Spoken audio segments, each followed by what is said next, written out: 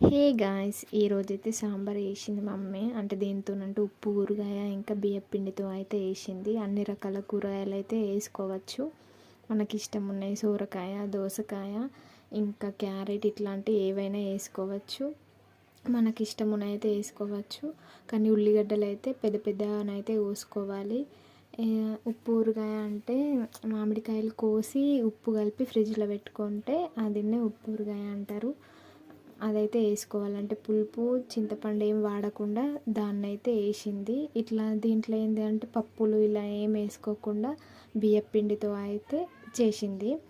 ఎట్లా వేస్తారంటే బియ్యపిండి ఫస్ట్ గిన్నెలు వేసుకొని వాటర్ వేసుకొని కలుపుకున్న తర్వాతనే ఏసరు వస్తుంది కదా, ఆ ఏసర్లో పోయాలి. డైరెక్ట్గా పోస్తేనైతే మొత్తం గడ్డలు కట్టిపోతుంది. ఏసరు వచ్చినాక మనం కలుపుకున్నది పోసేస్తే సూపర్ ఉంటుంది. అట్లా డైరెక్ట్ అయితే పోయొద్దు, ఆ గడ్డలు కడుతుంది. అట్లనే ఒక సైడ్ ఎగ్స్ కూడా బాయిల్ చేసింది, లాస్ట్కి కొత్తిమీర వేసింది. నచ్చితే